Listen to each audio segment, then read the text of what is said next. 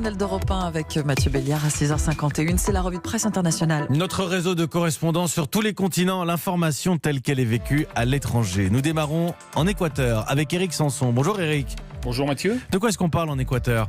Selon la formule du quotidien L'Expresso, le mauvais traitement aux victimes passe la facture au gouvernement et la facture risque d'être salée, note le journal El Comercio, car la lutte pour récupérer les corps des victimes continue. 60 familles de Guayaquil ne savent toujours pas où se trouvent les cadavres de leurs proches ou si leurs cendres ont été remises à d'autres familles. Le site web Mega Noticias y voit le reflet du chaos qui a régné dans la ville au plus fort de la pandémie, mais se demande quand même comment des hôpitaux ont-ils pu perdre des corps.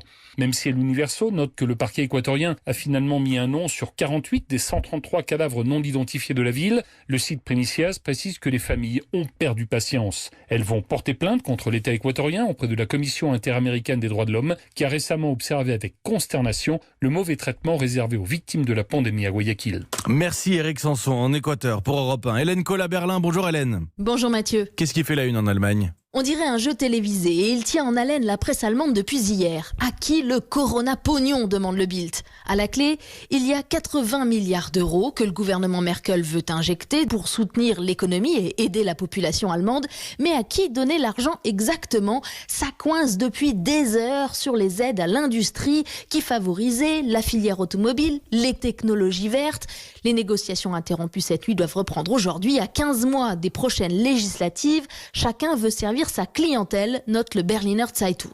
En revanche, ce qui fait l'unanimité, c'est qu'il faut aider rapidement les familles qui devront être indemnisées pour les mois sans école ou sans crèche. 300 € par enfant. Au moins, ce Kinderbonus va même être doublé dans certaines régions et les déductions d'impôts multipliées par 3 pour les parents isolés. Hélène Kohl à Berlin pour Europe 1. Élodie Goulesque est à Londres. Bonjour Élodie. Bonjour Mathieu. De quoi est-ce qu'on parle en Grande-Bretagne ? Ce dont on parle ici au Royaume-Uni, c'est du sex ban, traduisez l'interdiction d'avoir des rapports sexuels.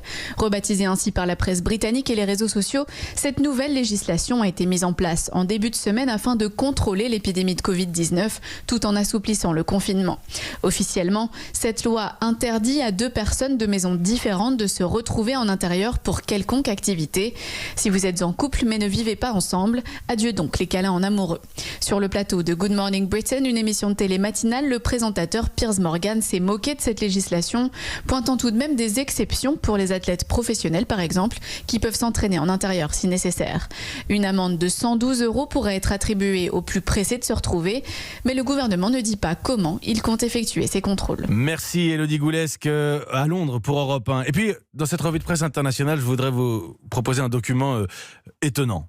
Un son, comme on dit en radio, un silence en l'occurrence. Le Premier ministre canadien, Justin Trudeau, interrogé hier lors d'une conférence de presse sur la situation aux États-Unis.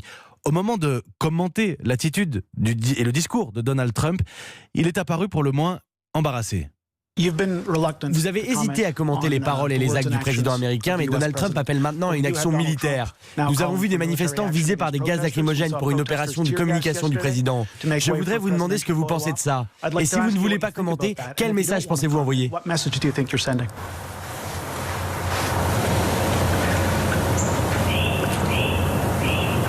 C'est ce silence que je voulais que vous entendiez. 22 secondes de silence. Interminable, impassible Justin Trudeau. Est-ce qu'il réfléchit ? Est-ce qu'il hésite ? On entend les oiseaux, on entend déglutir. Et après 22 secondes, enfin, sa réponse. Nous regardons tous avec horreur et consternation ce qu'il se passe aux États-Unis. C'est un moment où les gens doivent se rassembler. Mais c'est aussi un moment pour écouter, apprendre quelles injustices persistent malgré des années et des décennies de progrès.